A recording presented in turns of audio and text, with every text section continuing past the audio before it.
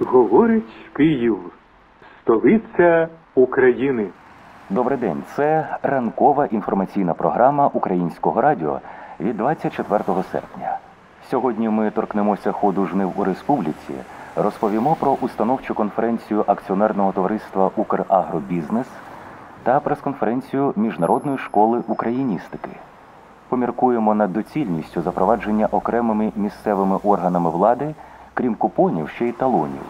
Представимо музей Бандури, відкритий у Нікополі, та нове видання. Але спочатку останні вісті.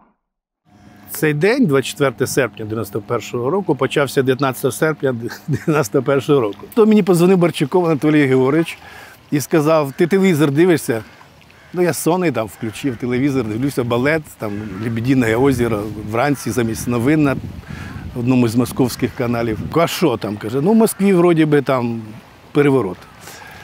Швидко збирайся, їду на роботу.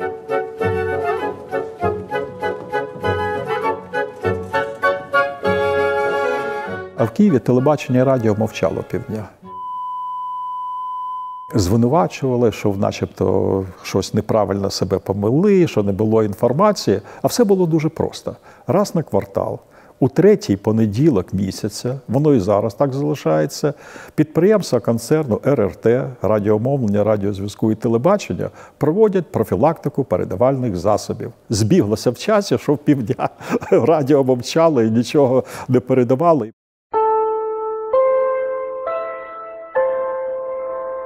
Сьогодні вдень у східній половині республіки місцями короткочасні дощі з грозами. На решті території переважно без опадів. Вітер слабкий. Температура 20-25, у південних областях до 28 градусів. Той час в українській журналістиці був унікальний. Стара номенклатура, вона була розгублена. З 85-го року Горбачов щось хоче і не зрозуміло, що хоче.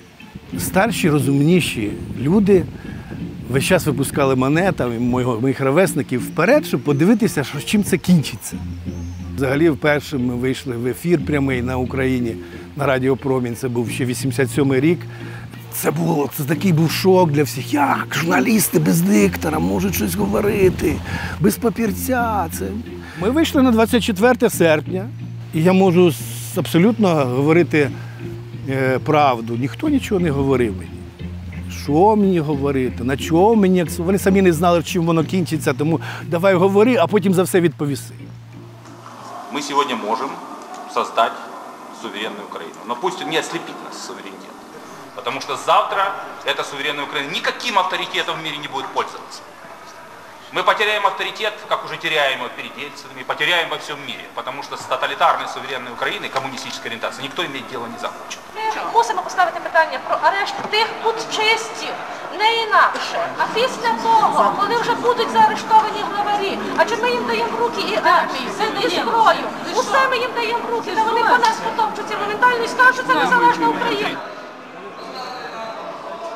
Комуністи кажуть, Багров виступає, наприклад, з Криму, там, або Демідов. Да как же это можно вот с голоса, такие документы? Да вот как же не посоветоваться? Да это ж вообще не... І Кравчук робить пасаж його бік, якби заспокоює. Та, звичайно ж, як можна такі речі приймати отак з голосу? Я думаю, що треба порадитись хвилин 5. Що вам потрібно радитися, я хочу вас запитати. І скільки вже можна радитися? Адже кожен депутат сьогодні час такий, що має мати свою власну позицію.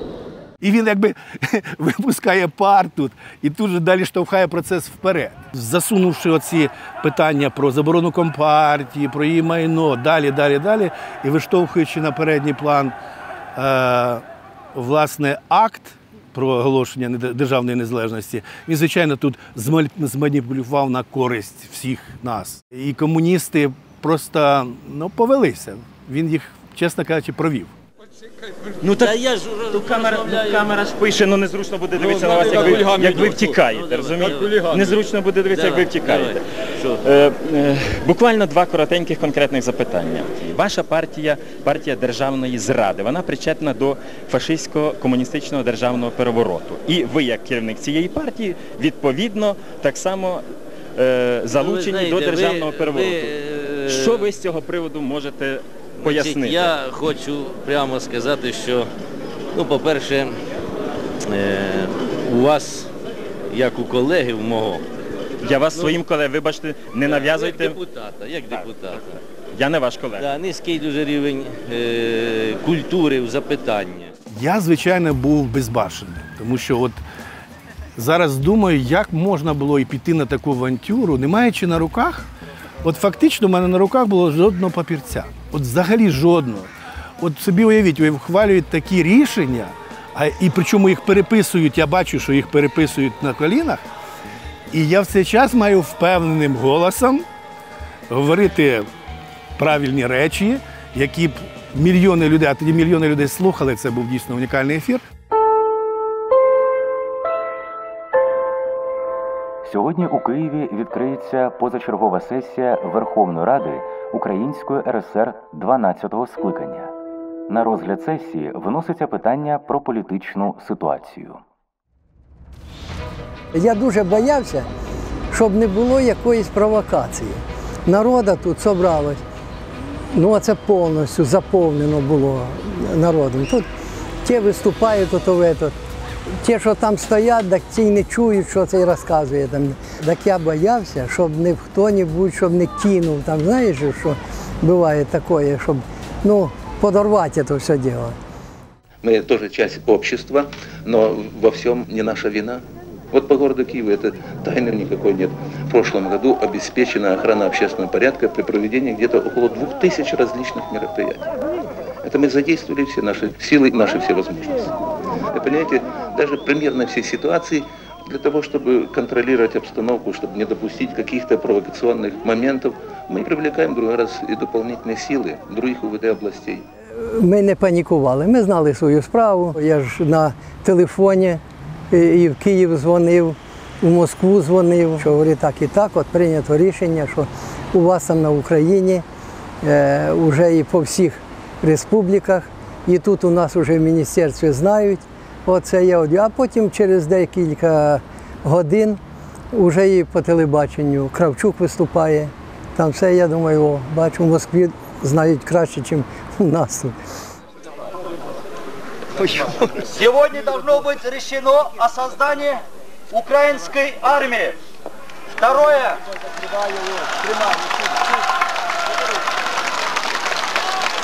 Мы должны принимать такие решения, чтобы ни в коем случае Украина не отставала от России. Мы должны быть впереди России. Следующее. Пусть на меня не обидятся мои бывшие соратники-коммунисты. Сегодня мы должны принимать решение о распуске коммунистической партии.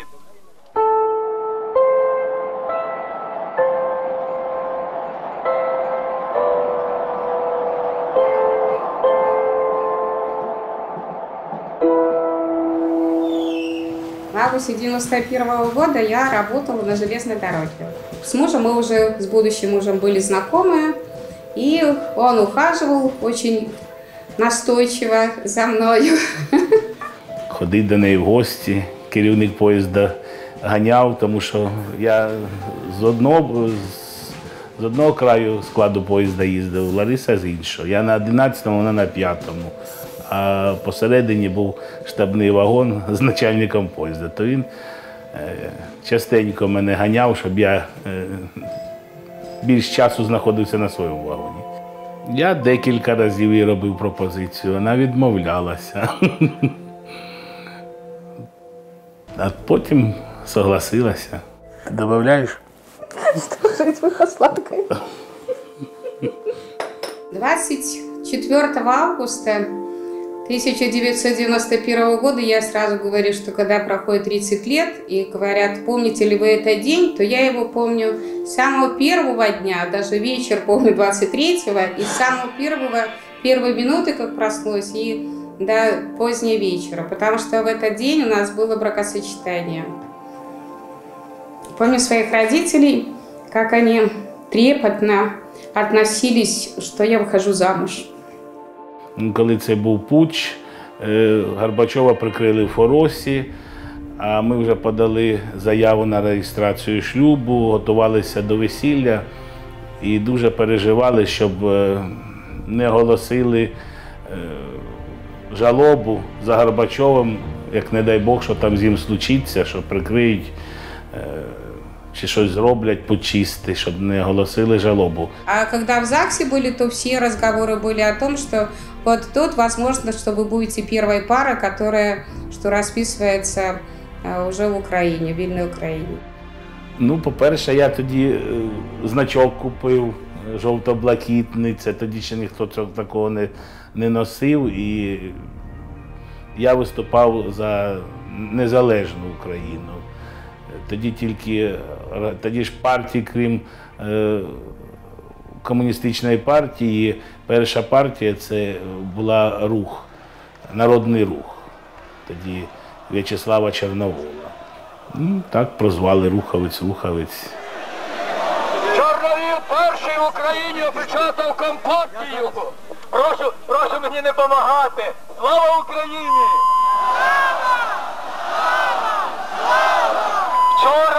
Вчора о 9 годині ранку я підписав розпорядження, згідно якого звільнено і опечатано Львівське обком партії, і до вечора опечатані майже всі райкоми партії. Ура! Учора президент Радянського Союзу Горбачов провів нараду із керівниками 9 республік, на якій обговорювалися першочергові заходи, яких необхідно вжити у ситуації, що склалася в країні. Моряк у ті часи – це людина найменш інформована. Максимум, що ми мали реальні новості, це як в порту хтось принесе місцеву газету, там новини. Я англійську знав, а більшість екіпажу англійською не володіли. Вони дивились тільки, скільки плеєр стоїть, скільки магнітофон. Серпень 91-го року. Мені було 32 роки, я був старший помічник капітана, старший штурман теплохода «Ізвєстія». На цей час він працював в Південно-Китайському морі на трикутнику фідерному Сингапур, Сайгон, Бангкок, Сингапур. Офіційних новин ми не мали, як і всі моряки, окрім, мабуть, газети «Факсиміле Рибак Юга», яка приходила з Владивостока раз в 2 неділі. А от радісти наші, вони на своїй службі дуже багато спілкувалися з колегами в ефірі. І там літали новини. І завдяки ним ці новини вони доносили до нас. Від нашого радіста він прийшов на місток і каже: «Опа, ви знаєте, що сьогодні ми вже в незалежній Україні». Це так було.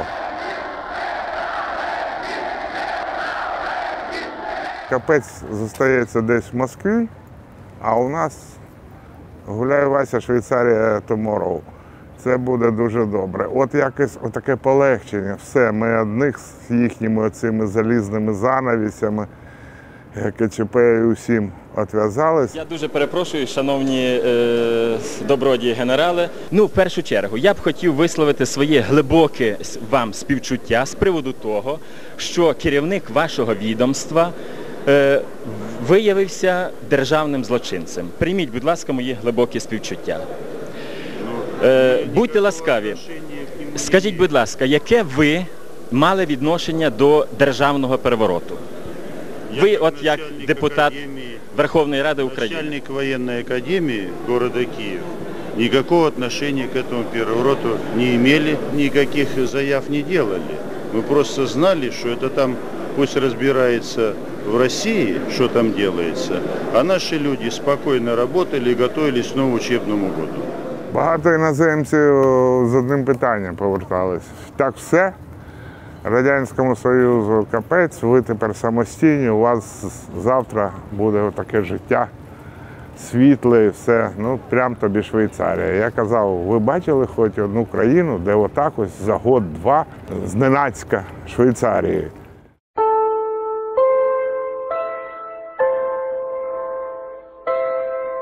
Учасники наради були одностайні в необхідності якнайшвидшого підписання союзного договору як важливого фактора нормалізації обстановки, економічного становища країни, досягнення міжнаціональної згоди.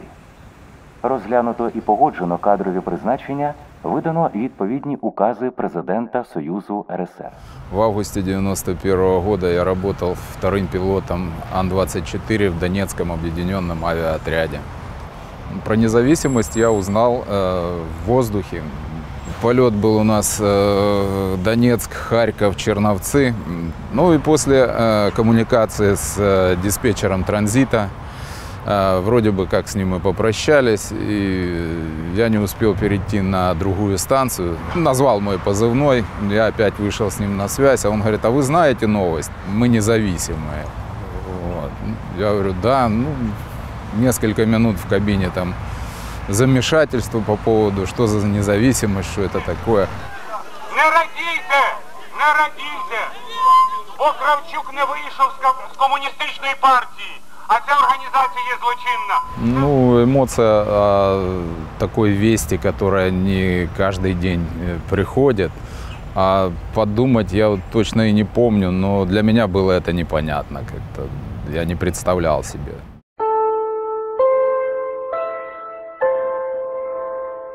Передбачаємо, що не всі запропоновані новини схвалять прихильники полярних політичних течій. І тому викладаємо факти у тому трактуванні, у якому вони надійшли до редакції. 24 серпня о 6:50 ранку в мене народився син. Сонячний день, тепло і такий подарунок долі. У мене був достатньо крупна дитинка, 4 кілограми, і дуже криклива. Дуже криклива. Він народився якраз, коли була пересмінка у лікарів. І кричав весь час, поки вони одні здавали зміну, а інші приймали її. В ті роки в пологових будинках не було телебачення, телевізору, радіоточки, а лише лікарі та медицинські сестри на наступний день вже казали, що там Верховною Радою, незалежність, щось там бурно, дуже бурно все це, ну, як сказати, обговорювалось. Ну, якась така гордість, напевне, що дитина буде ровесником країни, яка буде зростати разом з ним.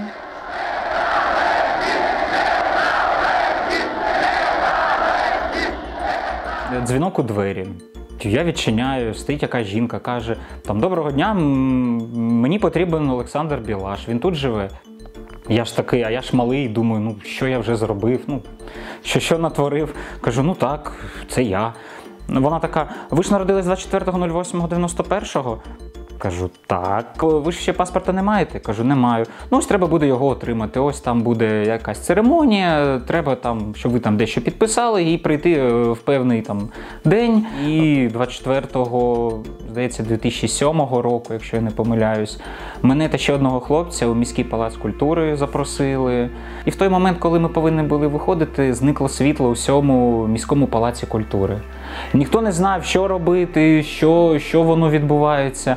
І щоб якось, скажімо так, світловий акцент на нас зробити, то там, де куліси, є такі ворота. Їх відкрили, і світовий промінь, тобто ми з ним вдвоєм так стоїмо, мер стоїть на сцені без мікрофону, намагається на весь зал щось сказати, і ми з ним так стоїмо, і нам тоді вручили, ну, такий казус був. Виходячи із смертельної небезпеки, яка нависла була над Україною у зв'язку з державним переворотом в СРСР 19 серпня 1991 року, продовжуючи тисячолітню традицію державотворення в Україні, виходячи з права нації на самовизначення, передбаченого Статутом ООН та іншими міжнародно-правовими документами, здійснюючи декларацію про державний суверенітет України, Верховна Рада УРСР урочисто проголошує незалежність України та створення самостійної української держави України.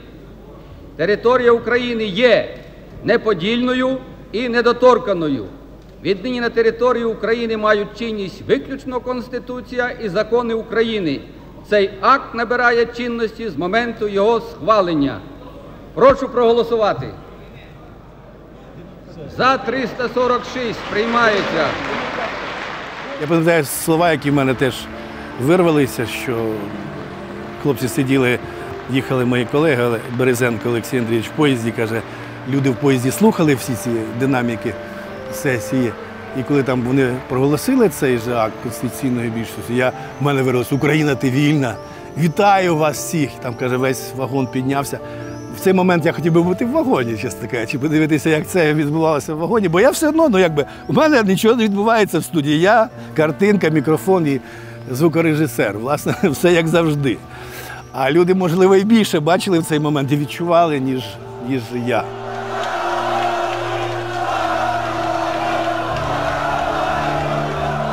Звичайно, ми тоді, можливо, ще й до кінця і не усвідомили, що сталося. Ми просто опинилися свідками народження незалежної держави. Я, коли дочитував останнє речення, то є таке загальне формулювання про політичну ситуацію Верховна Рада УРСР, і розумів, що насправді ніхто тоді нічого точно не розумів і не знав.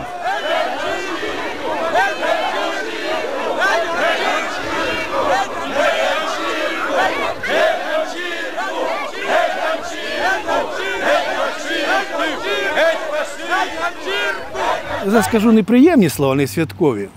Україна була одна з найконсервативніших за настроями людей. Її партноменклатура була дуже-дуже кондовою. Багаторічна, десятиліттями селекція керівних кадрів на Україні, вона призвела до того, що наверху були люди догматичні, консервативні, некреативні, абсолютні кон'юнктурщики, які могли після місяця акту проголошення проголосувати за його скасування. Ми повинні сьогодні розглянути справу політв'язнів, зокрема Хмари, і розв'язати нарешті цю болячку, яка давно мучить сумління всієї України. Тільки розв'язавши ці проблеми, ми можемо занести сюди жовто-блакитний прапор і урочисто закінчити сьогоднішнє засідання. Ніяких сьогодні документів у нас немає. Звісно, це було у великій мірі Лук'яненка, я розумію, Чорновіл розділяє, щоб вони життя поклали за те, щоб була незалежна Україна. І цих людей треба дякувати і шанувати. Але багато в чому це була все-таки бюрократична процедура. Бюрократична процедура, яка не зачепила напряму емоції більшості людей. Свята не було, було полегшення. Хто ж святкує, якщо за вами 3 бандита гониться і ви такі вдрали? Ви що, після цього йдете святкувати? Ви кажете, фух, удрали. От ми казали, ГКЧП там, а ми вже без.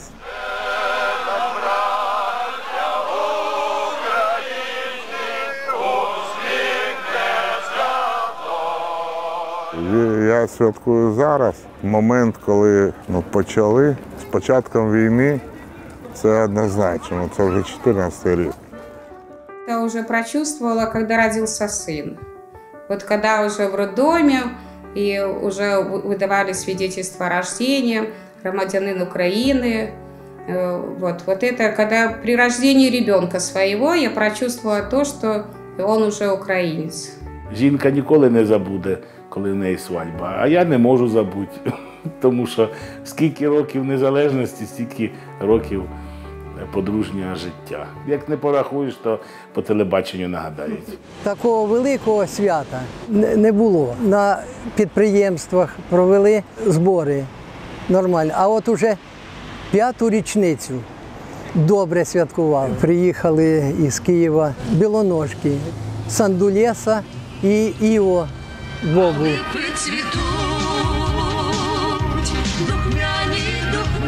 Ще приїхала Алла Кудлайця, землячка моя. Ну, так вже мені Бог велів там з ними бути.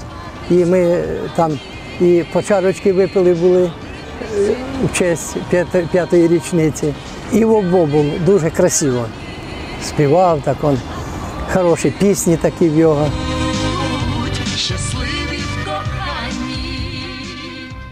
Мені сказали, що там, на дворі, є той прапор, з яким українці стояли на барикадах біля Верховної Ради Росії. Я прошу, щоб саме цей прапор був встановлений у нашому залі. І ще я пропоную, щоб так можна до того, як ми приймемо вже рішення Конституції про національну символіку, просто як національний прапор, наш прапор був піднятий над куполом Верховної Ради. Дякую за увагу.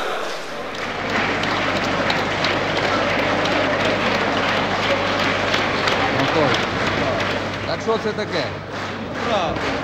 Той же прапор. Той стояв.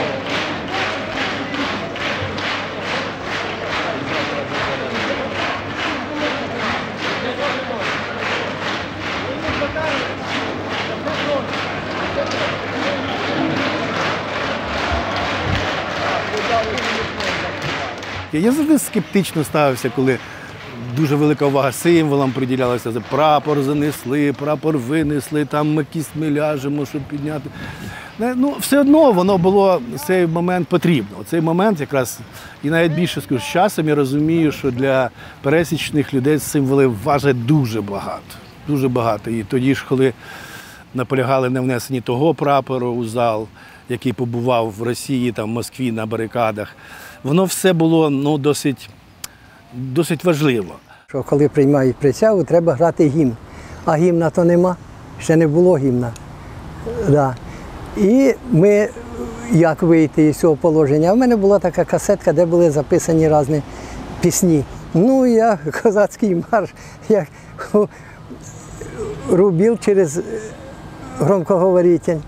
Да, такі із нефтегазеології, управління там рядом, із школи воно ж тут як загриміло. Потім я думаю, та такі треба було у парку приводити до присяги, а ми у дворі.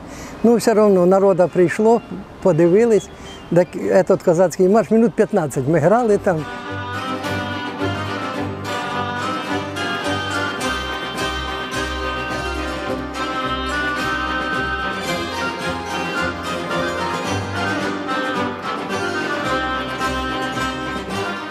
Я скажу, що для мене особисто він став, це дуже прозвучить егоїстично і, можливо, по-нарцистськи, але це вершина моєї професійної біографії. Так, я зрозумів, що після цього я нічого особливого, навряд чи як журналіст можу особливо видатного зробити. Справді, це було і радість, і сум. Тому що якби я зрозумів, що таких подій, такого рівня, напевно, в моєму житті вже і не випаде.